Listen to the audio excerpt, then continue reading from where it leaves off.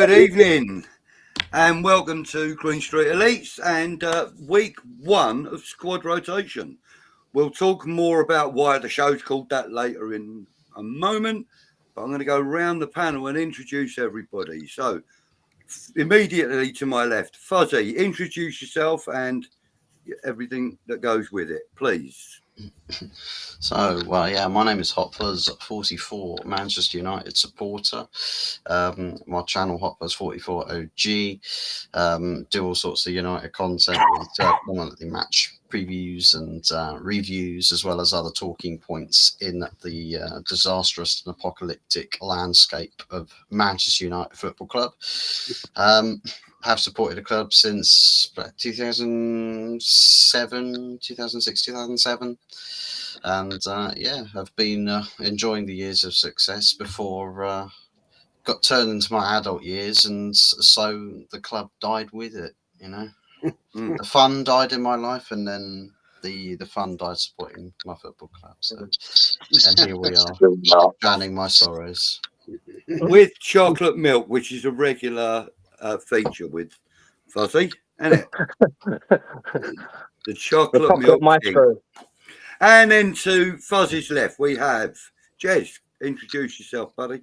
Good evening, everyone. Yeah, Jez. I'm from my channel, Arsenal History and More. Devout Arsenal fan for my sins. And, I've been supporting Arsenal since 1967. And seen the good, the bad, and the ugly. But, looking forward to this. It's going to be different. As always, Budgie. We were about the same age, and we've been there, seen it, done it, got the t-shirts and all of that. Yeah, looking forward to this show, man. Thank you. Good, and also we're geographically quite close. We are. With about 8 miles, 10 miles between us, so it's not very far at all. And then below myself, immediately below myself, introduce yourself, please, Mama. Well, Mammy Flossy, Newcastle fan. I'm a moderator on like 90-odd channels, and that's it, really. Including this one. Isn't she underselling herself, though? Yeah. Mammy Flossy's always been humble, though. Oh, Always humble. I just support you all the best way I can. You certainly do. You certainly do. And if I no, she didn't. No, joking. And if I haven't already given you moderator status on this channel, you will soon get it. I promise. Providing make it 91. Providing you're, of course, you're agreeable. But listen, not only is she a moderator on a lot of channels, one of the hardest working moderators I've known. I mean, you've only got to mention somebody else's channel while Mama's in the chat, and then their channel details will come up, and she supports everybody that's got a channel, big, small, indifferent. Doesn't matter what club you're with. It don't matter if you breed whippets. Mama will put your link up in the chat whenever she's there. I'm serious though, guys. Mama is hardworking and don't get enough recognition for it, which is why I wanted you on our first show, Mama. Oh, thanks for that, Budgie. I appreciate it. No, it's not a problem. And of course, my favourite Northern team are the Barcodes. So, Yeah. And then finally, but not least, to the left of Mama, to Mama's left, we have Simon. Go for it, mate. Big up, everybody. I'm Simon Rayner, or everyone knows me as Wolfie because of my channel, Wolfie Division. I've been a Chelsea fan since I was about 13, and I'm 38 now. So roughly about 25, 26 years I've been supporting the Blues. I like to do all kinds of japery, foolery, and just general clowning around on my channel. And occasionally we talk about my team as well. So, Budgie's been on my channel, so he knows what it's like. It's a bit chaotic at times.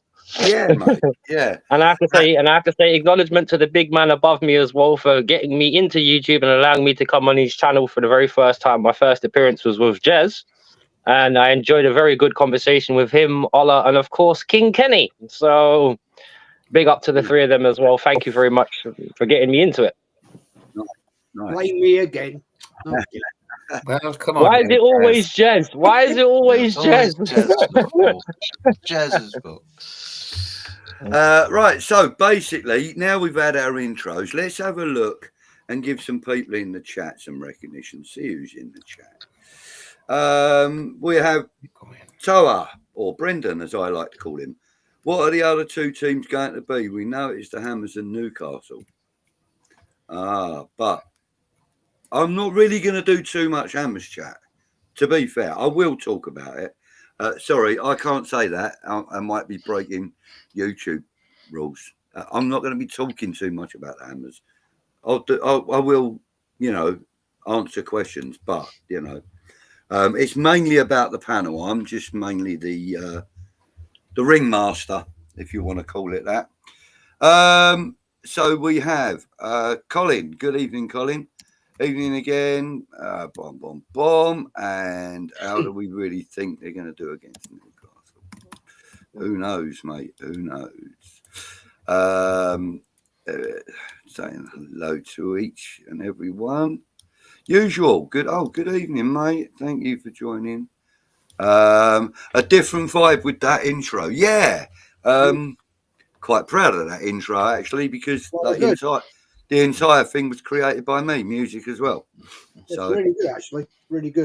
It wasn't me playing instruments. I was using samples. I was using samples, but they've never. You broke my heart there, Budgie. I thought you played it all yourself. No, mate. I own a keyboard and a bass guitar, and that's it. And I can't play either. But yeah. So. Good evening, Colin. Thanks for joining. And Tony, good evening, Budgie, Mama Flossy, Jez, Hot Fuzz, Wolfie. Great panel for the first slot. Thank you very much, Tone. And don't forget, when you're feeling better, mate, you will be the first representative of a West Ham United, as promised. Brendan, how you feeling? Everybody's asking Ton how he's feeling. He says, a lot better, thanks. First day back at work. Appreciate the love. Not a problem, mate. And Tony, if you're not up for doing the show on Thursday night, fully understandable. Let me know how we stand with that a little bit later on, buddy. Bongo, good evening to you, Sir James Bong. Early doors, love our community. It's brilliant, isn't it? We love it all. Evening, says Mama to everybody. Oh, good. And now I've got you in there, I'll be able to make you a moderator. Captured you like Pokemon. Yeah, mate. I know. I do. I collect them. I've got 4 or 5 already. Good evening, Anthony. Got to catch them all. Sorry. Yeah. Hope you're bloody well. Wasn't expecting that tonight. Arsenal beating PSV 7-1. Yep. Great result for the Arsenal tonight. We will get onto that in just a moment. Good evening, Ian. Thank you for joining. Bowling, good evening to you, Jeff. Thanks for joining. Good show we did earlier, mate. And thanks for the early let off, boss. Appreciate that one. Well, yeah, what a win for Arsenal. Yeah, absolutely. I've just lost where I was in the bloody chat. There we go. There it is. Everyone's saying hi. Good evening, Helen. Thank you for joining us. Usual. Right, okay. Right, I think we've kind of caught up with everybody. Budgie's first statement was only following orders. You idiot. He always makes me giggle. Right, okay. Right, so let's go around the panel then. So you actually kind of alluded to something that you were wanting to get off your chest anyway, Fuzzy. So we'll start with Manchester United and the mess that's basically happening up there. Let's start with that, mate. What have you got to say for yourself, young man? I take no responsibility to the absolute car pile up. It's as disastrous as a Mexican highway pile up. This club is right now. Disaster everywhere you look, just a wreckage all over the place. Got players, playing staff. It's a complete mess. The coaches look lost. Their bosses look like they're just messengers without really much incentive. And then there's the guys at the very top that are just basically shooting all the messengers. They're getting rid of people left, right, and centre.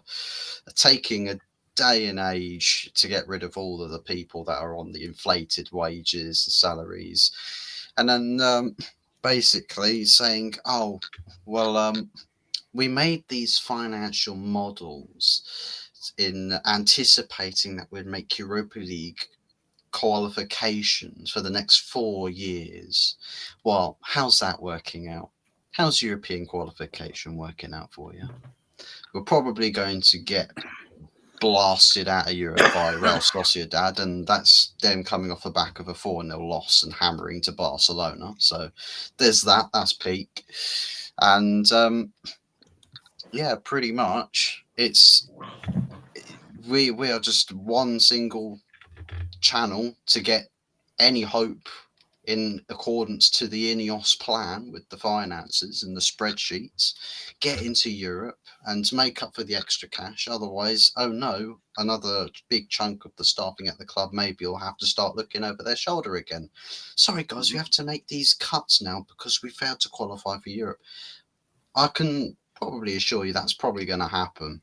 There's probably going to be one of those emails that gets sent out to the staff. So financial ruin this club is heading towards, and the fans are not happy. They've had enough. It's no different. People called Sir Jim Ratcliffe the sixth Glazer, and let's be honest, he's looking very, very much like him. Very, very much like him. So comes the question, what do we do? I think for us as the United fan base, yeah, for us in the fan base, it's about going to war with the ownership once again. Yeah, I've got a question for you actually. On that, is it a case that because Ineos are such a large company that deal in such large numbers on a daily basis that their business model is very clinical? And therefore that if a certain element isn't working, then cut it off. And if it can be cut off without replacing it, then do it.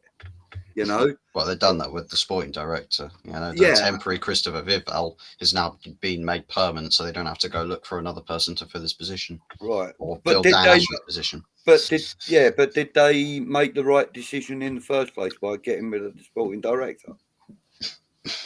I think probably too soon to tell, because Dan Ashworth had his own ideas in mind as to what he wanted to do with building a team. Supposedly, Sir Jim Ratcliffe hated what he saw with the summer transfer strategy, supposedly what some reports say. And they just decided, oh, we'll get rid of him. So they spent quite a bit of compensation, not a huge amount to be fair, and had him wait for about, what was it, like 8 months, 7 to 8 months worth of garden leave. Yeah. And then him to only last 5 months in the job before getting sacked. And it was a really sudden thing. So it came off the back of the result rather than off the back of a transfer window. So yeah, I feel like he didn't really get a chance to implement his philosophy into that role. No. So literally one transfer window, and he was making signings in accordance to what Ten Hag would probably want. I don't think he necessarily said to Eric, "Oh, which players do you want?" He more or less took what he thought Ten Hag was looking to do with his team and sort of brought in sort of the best recommendations, as well as looking at some of their data sheets. And I mean, for instance, the 2 signings we brought in that are involved in the first team at the moment in January, both of those are apparently signings made by the data departments. And I'm thinking to myself, but why are we like? It's all well and good getting all the stats up. Like you might as well be playing your Football Manager. It's like they're playing Football Manager. Oh, this person's he's got some really good stats, guys. I think his percentage of getting a pass that's longer than 30 meters is extraordinarily high. I think we should sign him because of that, rather than looking at the eye test and realize that half of them are back passes. Yeah. And it's things like that. Like, I think it's too analytical, and you don't really see enough of the players' characteristics, because one thing we know is really prevalent in this team is the characteristics and the traits of players. Technical ability, and most of them is on the floor, so they're not really very capable of doing anything that's away from a 4-4-2 counter-attacking style of play, like camping on your goal line and then route one it up to your strikers. Yeah. But even that, this team will probably struggle with, because it's not that good technically on an individual basis. But the characteristics and the traits in this team from a mentality standpoint it's so out of sync. Like it's nothing to what a competitive football club should even be aspiring to do in the Premier League. Like there's no real other football clubs at the moment that really have this issue in as much abundance as Man United do, where players are just mentally switched off and they have fun in training. They do one or two bits like that look cool in training, and the manager goes, well, they're doing it better than anybody else we've got, so they start. But then you get to the match day and they absolutely stink out the gaff. It's like, but what else have I got barring the academy players? And it is going to the academy that we're having to rely on. So, like, for instance, Rasmus Højlund, I think, is about to get benched for this Tudor Robbie Martin, 17 years of age, because when he's on the pitch, he's actually showing traits of a player that's hungry, who wants it, offers more to the players around him, and is a more viable asset in the number 9 position. Rasmus Højlund has died. He's an expensive mistake as far as Man United is concerned. Well, I think he was signed for all the wrong reasons. You sign a player like Rasmus Højlund, who scored 9 goals in the first team for Atalanta, and it's like, you sign him, you spend roughly at most 20 mil as a prospect signing. He comes in to be be under the stewardship of experienced, talented strikers, and he learns from them. He grows his game under their stewardship. But he was signed to be the star striker. They brought him in to start in the starting 11 week in, week out. And then weirdly enough, McTominay took that title off him. Well, that's a ten-org system for you, because he likes to prioritise getting the sort of extra runner in the box as part of the overwhelm the opposition tactics, except the 90% of the game plan the team couldn't do. The 10% they could do, ironically, Scott McTominay did really well. All right, okay, so moving on from United, we'll go to Mama, because I've got a question lined up. Got a question lined up for you, sweetheart. There we go. Okay. Brendan's asking, what was going on in Gordon's head? Happy he's missing on Monday, but gutted that he'll miss that final. I don't know. I honestly don't know. I was gutted. Couldn't believe what he done. Will he miss the final? It's a separate competition, isn't it? Yeah, I thought he might Domestic, because it was a isn't it? different competition, but apparently from what I've read, it's next 3 games. So I think it's all domestic competitions. It carries over, like the FA Cup into Prem and vice versa. Yeah. I think if it's governed by the FA in any way, shape or form, then it carries across. Also, we've got another question here for you, Mama, from Usual. And he asks, Are you happy with Eddie Howe, or would you like a change in that position? For the moment, I'm happy with Eddie Howe. He's doing what he was brought in to do. I know there's lots of people out there. Every time we lose, oh, you need to sack Eddie Howe. This team's not going anywhere. But he's doing what he should be doing. I mean, oh, hi Eddie. I've seen Newcastle play in the second division. And to be where we're all at this point in time, I'm quite happy. I just want them to win something in my lifetime. This Carabao Cup is so massive for us up here in Newcastle. It really is huge. People are booking time off for the whole weekend, the following week, just in case we win. It's absolutely massive. The Carabao Cup will do for me. I'm not bothered. I'll drop down to 10th place and take the Carabao Cup. I'm not bothered. I'm really, really not bothered. Just win something, please. That's all.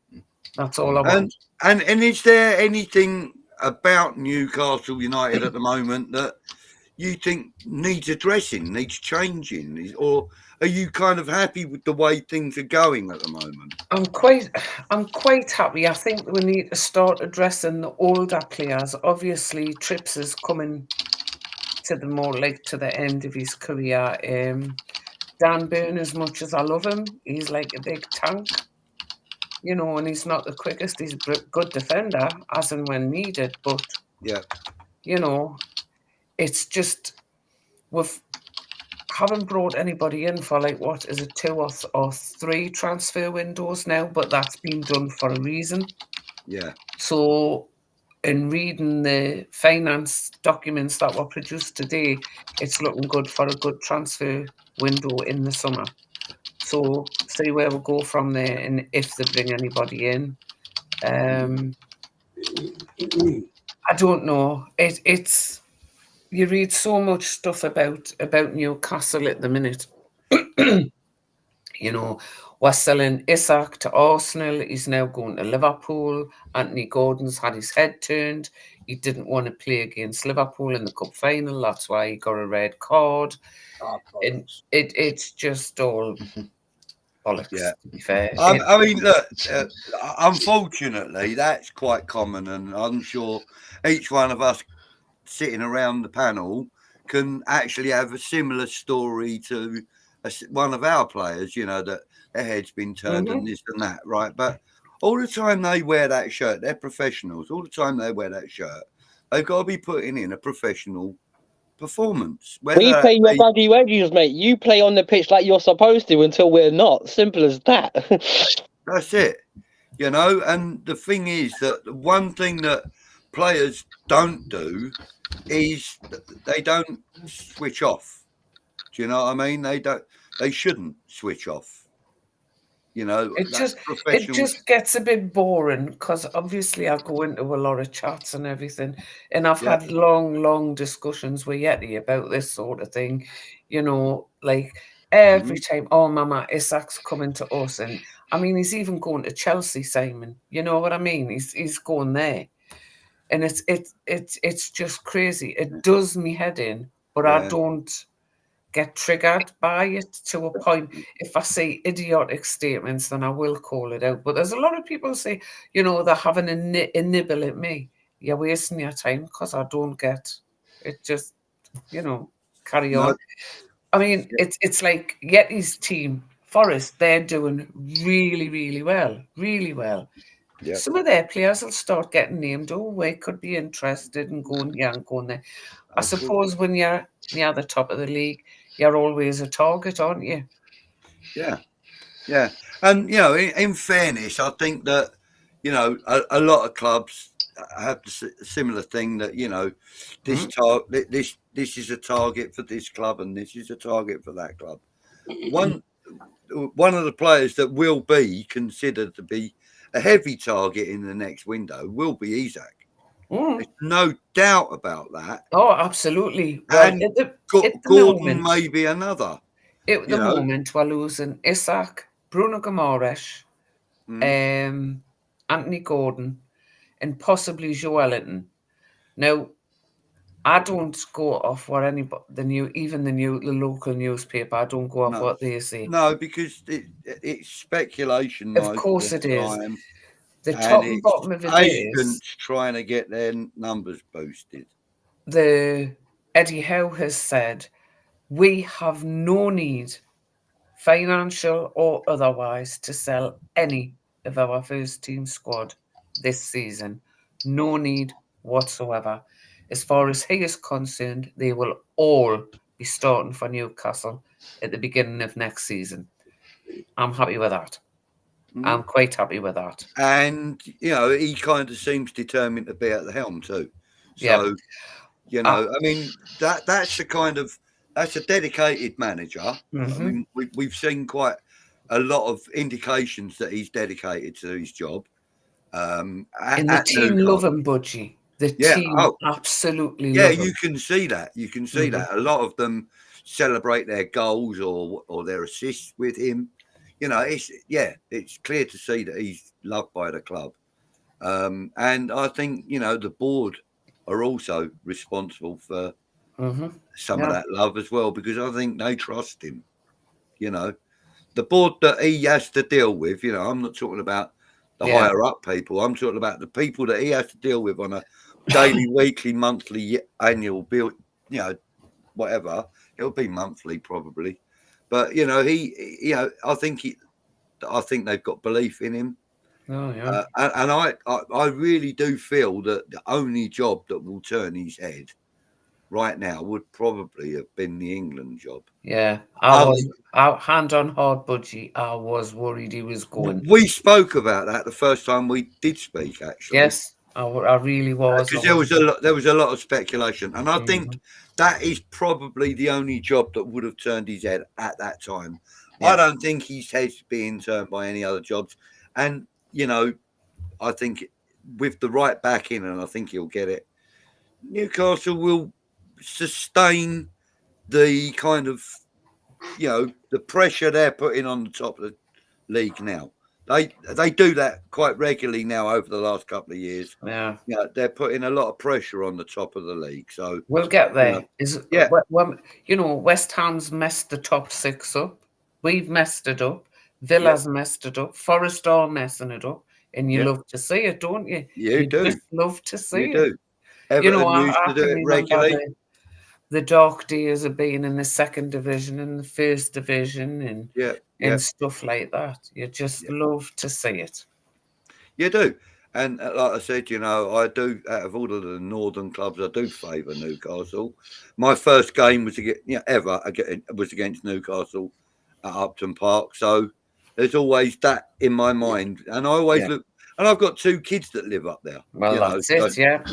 So, I always follow that. Well, I think to be fair, I think the future's bright for Newcastle, the immediate future at least, and I think the long-term future for Newcastle looks pretty good. I mean, are they beginning to invest in the community and surrounding areas? Well, they're looking at building a new stadium. Well, I should say extending St. James's Park. There's some building work going on there now, and it looks as if they're strengthening the roof of the metro. I don't know if you have any idea of the position of the metro station at St. James's Park, because they're looking to bring that out and go over on the East Stand, I think, as well, extending out there. Right. And if they can get that done, it's going to look fabulous. And that will put the capacity to what are they looking to extend that to? I've got no idea, Budgie. What's the current? It's 73, isn't it? I don't know. No, it's not. No, it's lower than that, Budgie. It's much lower than that. Yeah, it's about 59, I think. Is it about? I was going to say about 55. 5. That's what I was about to say. Yeah, 55. Yeah. I'm sorry. I look it up to 90 or something like that. Yeah. But basically, it might be 55 and 2 now. I was thinking more about the drop in meters from like the away end to Aye. the floor. Well, what the way the looks of that they're doing, if you think I St James's Park is like there, then it Yeah. looks like they're going to do that with it. Oh, a similar thing to what Tottenham did with their Yeah, stadium. they're keeping the Leazes End and all that sort of thing, as far as I'm aware. And So the they've away said- fans would be about half a mile away then. well, looking at it, Jez, it doesn't look that high. The model of the stadium, it actually doesn't look that high. So I couldn't say, oh, it's going to be, you know, like right up there. Is that Aye. Everton? Currently, you do actually feel like you're rubbing shoulders with the gods, mate. You do. You know, Oh, I've Yeah. been up there before, and oh, it's scary coming down them concrete stairs. it's nosebleed time up there, mate. I actually, I used to love going to Newcastle when I was a younger lad, but as I am now, if I got a ticket and an invitation to go to the away end at Newcastle now, I couldn't do it because I don't think I'd be able to get up there. It's You need honest. not The last to time mark I it. was, You need Eh? you need a bloody oxygen bottle and a mask to get up there. I don't think people realise just how high up it actually is. It's coming down. You're coming down, and you're in that position. It's horrible. Oh, Yeah, once Where did instead Wolfie of go? flying up to Newcastle, oh, there he is. I ended up taking the ISS, and I just stepped off to get to my seat. Terrible.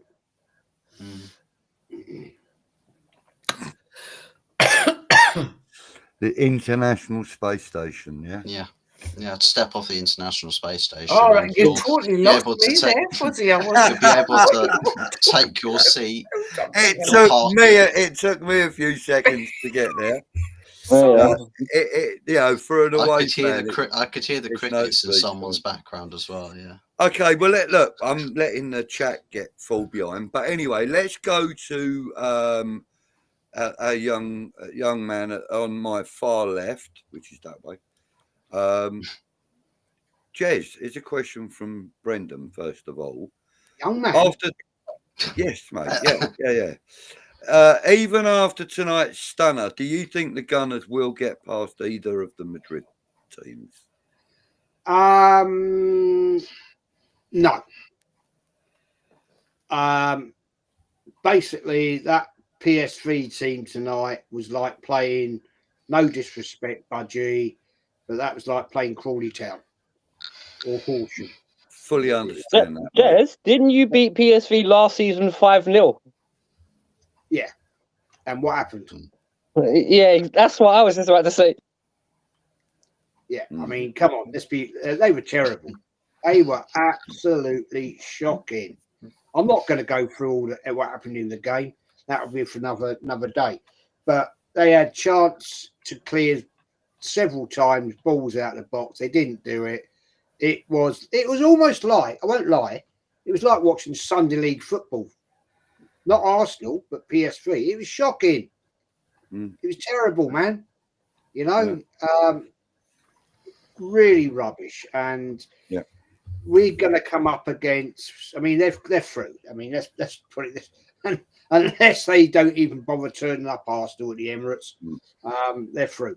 And we're going to face either Real Madrid. I think it will be Real Madrid. Let's put it right. And that's going to be a total different prospect. So, yeah, I can't sit here and say I'm overly confident, but great win tonight. First time Standard de Liège was the last time we scored 7 goals in Europe. So great game for an Arsenal fan, but I'm not going to get gassed about it, to be honest. Okay. So a question from me then, and I'm going to be very selective about my questions at the moment, Jez, because I know that there are a number of issues at Arsenal that you would like to be addressed, right, by the club, and so on and so forth. But what would you say is the immediate change that needs to happen for Arsenal to progress from where they are right now? Well, it's interesting.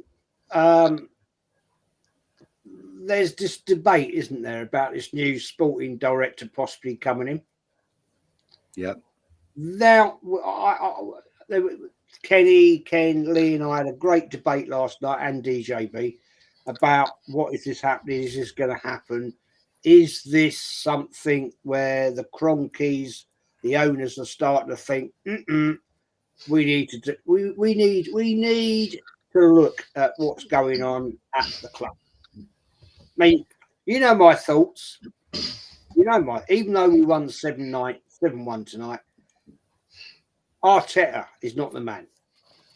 Sorry, he ain't the man. And everybody's going to be gassing it. The Mutants will be out tonight. Oh, we won 7-1. We're going to get through to the next round, the quarterfinals. Yeah, brilliant, fantastic. If we don't get through the quarterfinals, then nothing's changed. So what have we gained? Nothing. We did this last season and lost to Bayern Munich again. So personally, Arteta is not the man for me. Never wanted him. Don't believe in him. Not for me. If this new sporting director comes in, I reckon it's my own philosophy. There's no fact to this at all. I reckon Arteta said he wanted to get a striker in January, but the club didn't get it over the line. I think that's a lie. The man is a compulsive liar. We've seen this in press conferences. He may have said, oh, I want to get this striker in. Personally, I think the club have said, we know he was given £185 million in the summer from the Champions League money. He was given that. There you go. It's £185 million. Right? I think personally, after a statement yesterday from Arteta, Josh Kroenke was at the training ground and he didn't have time to talk to Arteta. Didn't have time to talk to him. Interesting. Boss of the club turns up at the training ground, right, and didn't have time to talk to the coach manager. That is why I honestly, personally, and chatting with Lee and Kenny and DJ yesterday, I think the Cronkies have said, you've had money. You're not getting any more money. We are going to bring in a man after Edu walked out, left, resigned, because I personally think he had enough. Didn't like what he saw was coming from Arteta. I mean, he said, I don't agree with his new contract.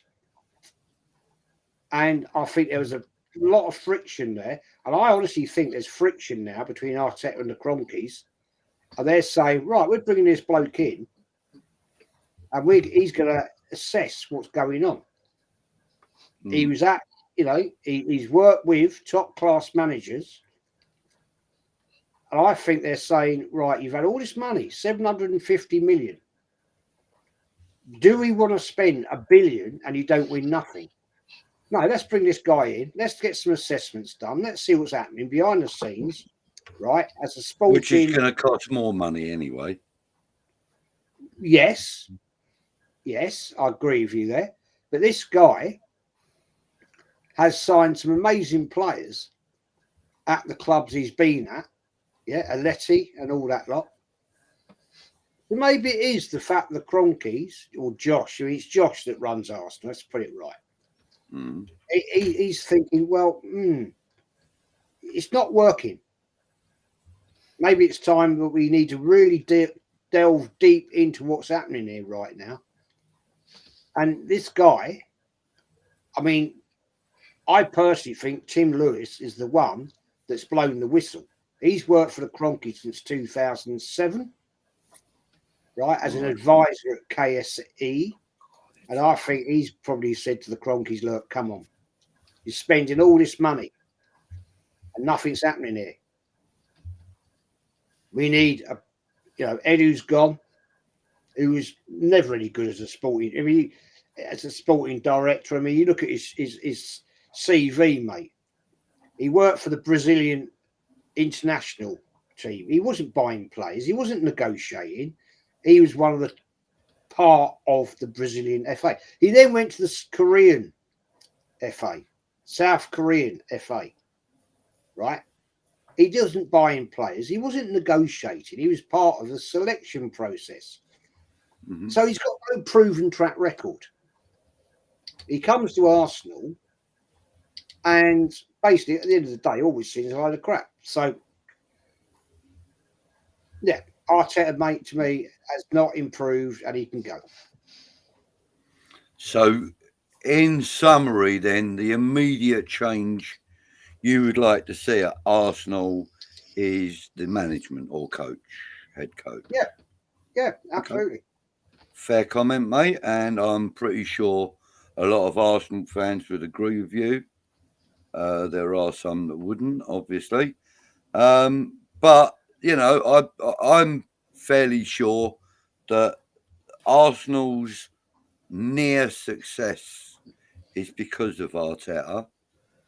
And they cannot get any better than near success under Arteta. That's my belief. I'm not an Arsenal fan, but their near success is as a result of him because he has done very well to get where he has with the club. But he can't get over that final hurdle, which is something that we accuse David Moyes of. But at the end of the day, we do feel that because the Conference League is, considered to be the third, and it is the third European trophy, we feel that he done very, very well to get us there and get us the cup, the trophy. But that was probably his limit, And I feel that perhaps that's what a lot of Arsenal fans feel about Arteta, is that his limit is almost success. Yeah, I agree with that. Unfortunately, half of the fan base think he's already got success. I mean, second is first loser. You're up. So at the end of the day, yeah, that's a good way of putting it, Jez. Yeah. If he comes second again this year, whoopie-doo, second. Yeah. That says to me, you've done very well, mate. Well done, but you ain't got it to get it over the line. Okay, so we move on from Arsenal for the moment, and we will speak about the other London club that are represented here this evening. The boys in blue. Simon, come on, mate. No, we should talk about West Ham. Actually, so let me ask you this question then. Go on, far away. From Brendan, and he does say here, first of all, I am on fire with my questions, which I would agree with. Right. He says, Wolfie, what would you consider as a successful season for Chelsea? Top 4 and win the Conference League, or top 4 only, or the Conference League only? What would you consider successful this season for Chelsea? Right. I have to be honest.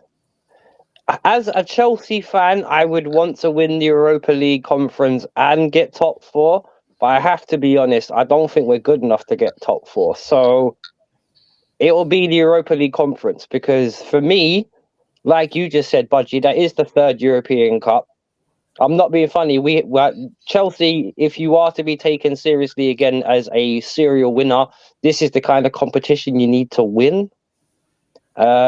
We should be by far the biggest team in it, even if we're not quite at our best.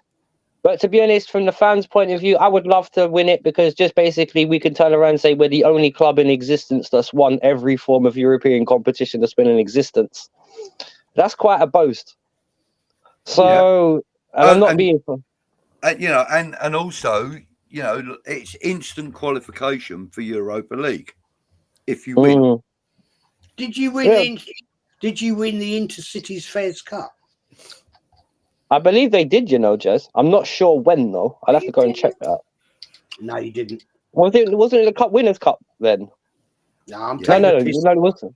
I'm taking the piss because the Intercities Fairs Cup became the UEFA Cup. I'm just having a laugh with you. Oh, right. Well, yeah, that's what I was trying to think. Because didn't. What was the one that became? Because it was. What was the Cup Winners' Cup then? What did that become? Champions. Do you remember the Cup Winners' Cup? No. I think that was the Cup Winners' Cup went in with the what was the other one? The one that you just mentioned, Jez, wasn't it? To become the Europa League. You had the Intercities Fairs Cup, which Newcastle won the year before Arsenal in 69-70. But then you had the Cup Winners' Cup, which was amalgamated into the UEFA Cup, which became the Europa Cup. That's it. UEFA Cup, Europa Cup, then became Europa League. That's right. Yeah. Yeah. Well, we still won all those, so it'd be a nice boast to complete the set, if you know what I mean. Because not many. And to be fair, like you said, Simon, you are probably expected to win it, like West Ham were. You know, we were expected to win it. In fairness, and we did. You know, we went and did it unbeaten, which was incredibly, you know, satisfying. And you know, Chelsea should focus on it right now because, like you said, at the moment, you don't think you're strong enough to finish in the top 4. No, because we're using the same injury-prone players in our defence that we've been using for the last 2 years. And I'm not being funny. If you look at the team, all the experience and all the quality has kind of been lost and diluted over the last couple of years because we've lost players like Thiago Silva and we've replaced him with players like Tosin. Now, Tosin is a good defender, but he's no Thiago Silva. Let me put it that way. And the amount of players that we let go of over the last, particularly the January transfer window, we let 6 players, first teamers, leave, and not a single player was added. I find that kind of scary. So I'm like with Jez, with the Arsenal board, you look at the Chelsea board, and you sometimes think, what are they seeing on the pitch that the rest of us are missing? You know what I mean? Because one thing, and this is the thing about Arsenal and Chelsea as well, they kind of mimic each other in the terms of we're the same story as them, just a lot earlier in the book, if you want. And in the terms of, okay, given time, you could be like Arsenal in terms of this is how the project can end up, where you get in, you know, top 4 every year and you're in the big trophies, but are you going to win them? And the thing is with us, not many people realize that with Chelsea, it's not just with Abramovich and him leaving, it's not just a rebuilding of the squad. It's a rebuilding of the financial structure of the club entirely. And that takes decades, by the way, not years, decades. And a lot of Chelsea fans who think they're still in the Abramovich era need to check reality because we're not the same team. A lot of people, I've had it out with Chelsea fans this year. Oh, when we finished in the Champions League this year and we're back in the Champions League next year, that is blah, blah. And I'm like, why would you want to be in the Champions League next year? We would get embarrassed. We would get utterly embarrassed by someone like that. If we played against Sporting, for example, they're a lovely counter-attacking team. Ask Man United and Man City that. I tell you what, they would annihilate us with the holes in our defence. They really would. Like, I don't want to see my team get embarrassed. It's a slow progression, and I think winning Europa League conference would help that because, one thing about it is, and you see, I think with our history, you can always win a baby cup that leads on to a bigger cup. So your Arsenal might have won an FA Cup before they won a Premier League under Wenger, or a League Cup under Mourinho before we won the Premier League. So you always need that step of progression, and I don't think we're good enough to get Champions League football next year because simply that we're just relying on the same broken players. Wesley Fofana, Reece James, all these guys that were injured for the last 2 years. It's just same old, really. You're just listening to the same broken record repeat itself. And I'm pretty sure Jez would have the same analogy because we've both needed a striker for the last 2 years. Ivan Toney walked away at the beginning of the season for 40 mil to Saudi, and and it was like Arsenal can't bid 40 million. We bid for him and Osherman and got none of them. We did a Liverpool with Lavia and Caicedo. We went for both and got none. So it was just kind of like, and this was an England hero, by the way, the Ivan Toney that brought England back in the semi-finals at the Euro, and he walked away from England for 40 mil before the beginning of the season. So that's stung me a little bit. Holland if you want. Fuzzy, I would like Rasmus Højlund because I think he would suit our style of play better because we have I'm not being disrespectful to Man United, but the style of play you guys isn't as European as us. And what I mean by that is we can play at a lot slower pace. Because Man United, it's quick attacking football, you're gunning down the wings, Fergie style. That's the kind of thing you guys relate to. But since the 90s with us, since the Vialli days and the Zola days and the Andrew Flo days, we've had a lot slower style of play than that. That's why I think we cope in Europe better than you guys do recently. And maybe Arsenal a little bit.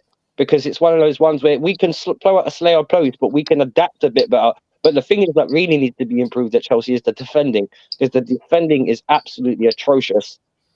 The gaps, you've only got to win the ball back in transition in midfield, and you're straight at our back line. And when you beat one centre back because he's playing as a right back, you're straight at our goalkeeper. So we're not hard to break down. You know what I mean? Hey, Jez, when we came to the Emirates last season, how many did you stick past us? Was it 5? 5, yeah. Yeah, so I call it as it is. You know what I mean? There's a lot that needs to be improved. And I'm afraid Chelsea fans and in general need to realise we're just not as good as we were. Hard to take, true, because we want to be up there, but it's a slow paddle. You know what I mean? Like you learn to crawl before you walk. You learn to walk before you run. You learn to run, then you can sprint. So it's going to be a drawn-out process. But for me, success would be winning the Europa League conference and then building off for next year. And actually sign a striker, please. For once in your lifetime, please, the board, actually do what needs to be done and sign up. I'll take Højlund, Fuzzy, because he's got physical attributes that a Jackson doesn't. He's bigger than a Jackson. He's stronger than a Jackson. 100 million, you got yourself a deal. 100 million, bro. You're parring off people like Rashford. You're golden boys 2 seasons ago. You're parring off the teams like Villa, bro. And I've got to ask you a question as well, Fuzzy. Out of all the signings you guys make, because you guys dumped about 150 mil at the beginning of the season, do you think any of those signings will come good? I mean, De Ligt is basically keeping our defence relevant at the moment. I think Ugarte, sometimes half the games he's having to do 2 players' jobs because his partner in midfield is just non-existent, just doesn't. It's just like, see you guys, I'm going to check out, I'm going to play FIFA whilst you guys defend this counter-attack. Don't mind me. And Xerxes, I feel like he's not really a goal-scoring number 9. I think in a slower league he can be because he's got more time to get into good positions to actually get the shot away. But he's sort of assumed this number 10 position where he's more of your creative outlet. And I feel like with Xerxes at the moment, he's not performing in the role of which he's been signed for initially, which I think is an issue because it means we've not addressed a very key problem that we've had, which is a striker problem, but also a number 10. And Xerxes sort of smack bang in the middle of that. He's 8.5. Yeah, or 9.5. Yeah, you could say a false 9, perhaps it would be a Xerxes position. If you man, you got a great false goalkeeper at your club as well. I love Onana. He's a false goalkeeper. The first false goalkeeper ever, yeah. Yeah, brilliant. He's got feet for hands and hands for feet. Right. Sorry, I just want to interrupt there, guys. Kieran's in the chat and he said, good evening, Kieran, and good evening to everybody in the chat, by the way. Should be good for the show, Budgie. The cyclone doesn't hit until Thursday night. So we do our show like tomorrow night. So that looks like that's still going to be happening, which is great to know. But just make sure that you stay safe, Kieran, and obviously young Kieran Jr. as well. But anybody that might view this show from down under, please make sure you stay safe, batten down the hatches, get your chickens inside, and all that sort of nonsense. You know, it's gonna be quite forceful. Apparently, I've had a look at some of the things, and it's going to hit Brisbane. So, and that's where Kieran is. So, well, that's predicted. Like, you know, they say it's going to be worse on the south side of the cyclone. So, yeah, I don't think Brisbane's going to, you know, be too clever afterwards. But hopefully everybody survives. Hopefully everybody knows what they're doing and gets themselves under cover. Take care, Kieran. Seriously, stay safe. Yeah, mate. Tropical storm, right. Cyclone Alfred. And he says, keep still, Wolfie, you're making me seasick. Yeah, I did that with Anthony earlier, and I started playing around with my camera. Sorry, I apologise, but I did that just by Anthony. He's a tosser. I love him. Sorry, I'll keep my camera still. My bad. Yeah, he says you're doing it on purpose, and it was like, yeah. Right, okay. Look, we're coming up to the hour. I said that I would try and keep this to around about the hour mark. So, anything anybody else wants to say before I give my little bit about West Ham? Well, can I ask a panel question? Yeah, go on. All right. Because of that, because literally with and this is more like with West Ham, because they're closer to Man United and Spurs than they are Chelsea, Arsenal, and I think Newcastle. Mama, where are Newcastle now? Are you guys still 7th? Somewhere there. Or 8th? Yeah. Because one thing I will say, right? Because one thing that is unique about this season, and I want this highlighted, the race for first is quite crap. Let's be honest. The title race was done in December. Like, you know, it was done last year. But we can all say by the end of the turn of the new year, the title race was finished. Because apparently 2 months ago, my team was in a title race. But out of all the teams between, say, 2nd all the way down to about, what is it, like 9th, 10th, 11th, there's what, 2 points between everybody? Mm-hmm. And I want to hear anyone's opinion on who they believe will be the one that, because I think as the top 4 is now, I think Man City will kind of stay where they are, Liverpool will stay where they are, Arsenal, and they might change in between the 4 of them. But I want to know who everybody else thinks. If there is a 5th Champions League spot, who do they think will get it? Villa. Yeah, that's a good shout, though, Jez.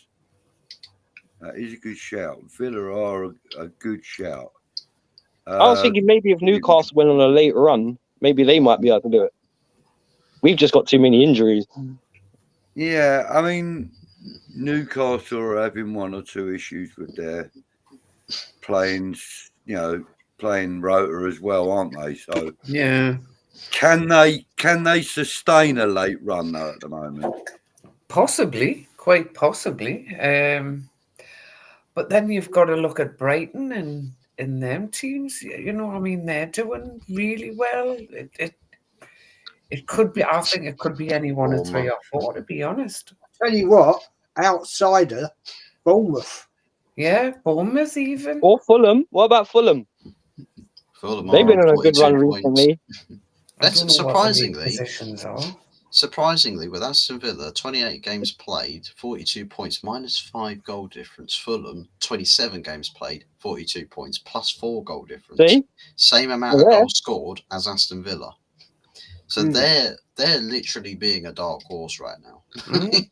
Look at Wolfie being a dark horse coming up with that, eh? That was quite cool. I know football. I know it. My eyes don't lie, brother. I know football. Trust me. Yeah, I know football. Clearly. So, okay, well, look, I want to thank everybody on the panel for giving us your time, your thoughts, and helping me reboot the channel with my new streaming service and everything else. And with the first of these shows, we will have all of you on again, hopefully, if you're happy to do so. squad rotation, man. That's next week. Hopefully, a new panel, maybe one or two returning panel members. We will see. We will see. I might struggle for people. You never know. I doubt that. Actually, next week hopefully we'll have West Ham representation properly from young Tony if he's well enough. Big up, Tony. Yeah, Yeti, I'm hoping you will accept the invitation to be on representing Forest next week, and we'll see how it goes through the next few days and see who I can get in. Budgie, can I ask Jez one question before we go? Go for it. Right, Jezza, because I've been wanting to ask you this, right? Assuming, just for a second, that the board are beginning to lose patience with Arteta and he might be sacked by the end of this season, who would be your first choice to replace him?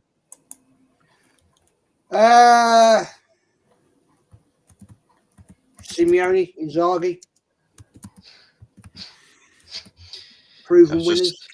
Can I just say that there is a distinct possibility of that happening if you get this Berta guy for your director? Because he's come from Atletico. He might go, well, actually, I can get you a good deal here at Arsenal.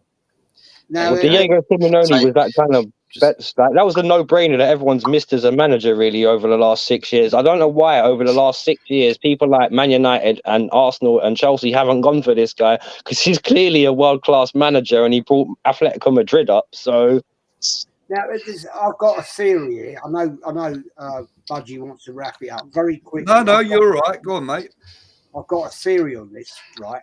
If this guy does come in, right, he's coming in for a reason which we need at Arsenal. We need a proper sporting director, no question about that. We were talking about this last night. Is this a dark arts thing going on behind the scenes here? Right, the fact that Josh Kroenke didn't go and speak to the manager at the training ground, I found that a bit odd. But is there a hidden agenda here that they're saying, right, let's go and find out what's going wrong at the club, what's happening here, and if this guy does come in and unveils the issues, the problems, and all that sort of shit. He might already have a manager in tow, waiting in the shadows to say, right, yeah, this is the problem, Josh. This manager has done all he can do. He ain't going to go any further. I wouldn't trust him with any more money, right? We're going to sort this club out. We're going to get Arsenal back up to where it should be. Let's put it right, gentlemen and ladies, Mama. We're in the same position now than we were when Wenger left, right? With a worse squad, we've got less players in the squad, and we're sitting in the second spot. Where did we finish with Arteta? 5th, right? Arteta comes in 8th, 5th, 2nd. That's theoretical that we'll finish second this season. So where have we progressed? That's the question. How have we progressed? £750 million, and we've won nothing apart from an FA Cup, which was not his team, and we've only it's not progression, Jez. It's full circle. Full circle. For nothing. It is about the journey, guys, not the destination. I conquered the salty beef, guys. I conquered the salty beef. And I conquered my wife as well. And on a final note on the Arsenal thing, Anthony's put that. Would love Simeone, but he's on about 40 million a year, and Arsenal would have to offer at least 50 in Arsenal wages. can do that. They can do that. They're already paying Arteta. Yeah, they're already paying Arteta. Simeone's not on 40 million a year. Simeone is not on £40 million a year. He's not. No, even if he was, if you're serious, buy him, get him, pay the money. If And if he's on that, fair manager play in to him. all football is Pep Guardiola. Pep Guardiola is on £18 million a year. Simeone's not on 40 million. Well, as of May He's on about 5-6 million. I don't know what Anthony's smoking tonight, but I don't know where you're coming from that one, mate. Well, apparently, He don't smoke the reefer. Maybe he can answer. Maybe he could answer you next week if I can get him on here next week as the Arsenal representative. See, it's building already. Right, listen, guys, I want to thank every one of you for coming on tonight. It's been an absolute pleasure. I want to thank everybody in the chat for all of your contributions and the love and the likes and everything else. Thank you to everybody. Tony, hope you get well soon, mate. Get well, Tony. Guys, do you want to give yourselves a shout out again before we go? Start with you, Fuzzy, and we'll work our way round. Yeah, I reckon you guys should subscribe to Hotfuzz 44 OG. That guy's all right. It's pretty good. Hear about the team he supports. Yeah, not the team. The team's not so hot, but yeah. Hotfuzz 44 OG. Subscribe, people. Subscribe. Thanks for the invitation as well, Budgie. Appreciate it. Oh, mate, you're welcome. And I think I'm right in saying that I have put your link in the chat, in the link to the video. I'm fairly sure I did do yours, Jez's, yours, Simon, and I think I did all three of them, but you might have to check. But I think it's in the description anyway, guys. Jez, give yourself a shout out, mate. Yes, Arsenal history and more. Really enjoyed the stream tonight. Great start to your new setup, no question about it. Great panel, lovely. It's always been great coming on with Wolfie, Fuzzy, and of course our special guest, Mammy Flossy. Thank you, James. I appreciate that. And great host, Budgie. Loved it. Mate, thank you very much. Cool. Thank you very much. And Simon, please. Oh, please, ladies first. Let Mammy Flossy go first. I'm a gentleman. I can't shout my channel. I don't have a channel. Shout yourself out and put in about 35 of the 90 channels you subscribe. You help. Well, you know. Or you could even tell us where we're going to see you next. Whoever's streaming next, I suppose. I'd like to thank you for having me on your first show. I really appreciate it. No, it's a pleasure, mate. And I'm glad you accepted. Thank you. It's been really nice. Just a nice general chat, and obviously with the guys as well. And the chat's been lovely. Just like and sub to all the guys on the channel. Even Yeti, he's in there. Tonts out there. Go and give them a sub. Just make sure you support everybody, and thank you very much. Heel in professional wrestling's in chat as well. What, sorry? The biggest heel in professional wrestling today is in the chat as well. According to one or two chatters. Well, yeah. Anthony Herbert Cena. You can't see me. Okay. Go on then, Simon, take it away, boy. Well, yeah, I'm just going to big up everybody else. As you know, like, you can find me at Wolfgang Division, but I just want to say big up to Jez, big up to Hot Fuzz, big up to Budgie for having me on, big up to Mammy Flossy, big up to Anthony and Yeti and everybody else, man. Thank you for having me on. It's been a pleasure.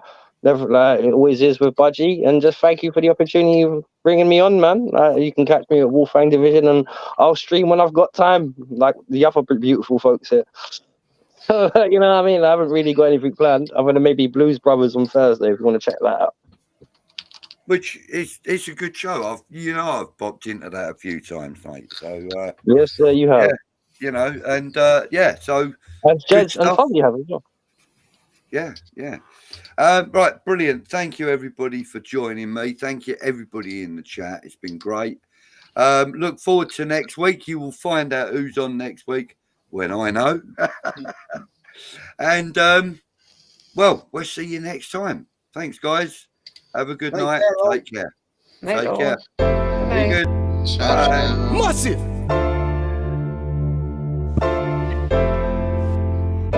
Massive.